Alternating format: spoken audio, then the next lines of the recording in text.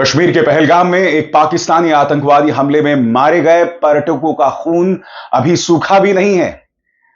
राख ठंडी होना तो बहुत दूर की बात है, अभी तो उनकी अर्थियों में अग्नि भी नहीं लगाई गई है, मगर भारतीय जनता पार्टी ने राजनीति करना शुरू कर दी।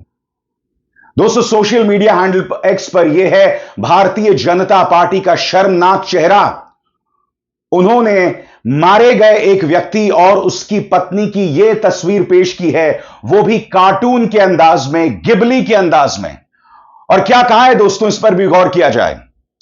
धर्म पूछा, जाति नहीं, याद रखा जाएगा, सब याद रखा जाएगा। मैं आज भारतीय जनता पार्टी से पूछना चाहता हूं, क्या आप कुछ देर के लिए नहीं रुक सकते थे? मैं नहीं भूला हूं कि आपका इतिहास है, जब पुलवामा में हमला होता है तो प्रधानमंत्री नरेंद्र मोदी उसके लिए वोट मांगते हैं, मगर यहां आपने तमाम हदें पार कर दी हैं।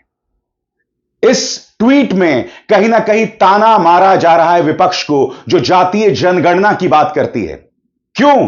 क्योंकि जिन पाकिस्तानी आतंकवादियों ने उन पर्यटकों को मौत के घाट उतारा था, मारने से पहले वो लगातार उनकी धार्मिक पहचान पूछ रहे थे। तो भारतीय जनता पार्टी को मौका दिख गया है और वो इस तरह की शर्मनाक राजनीति कर रही है। कायदे से दोस्तों, मैं इंटेलिजेंस फेलियर का मुद्दा नहीं उठाना चाहता था।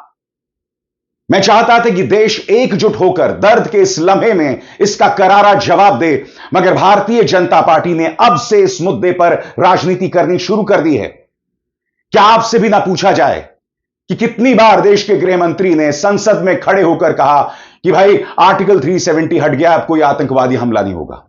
कई बार अमित शाह ने कहा है कि हमने आतंकवाद को दफन कर दिया है, अब वो सिर नहीं उठाएगा।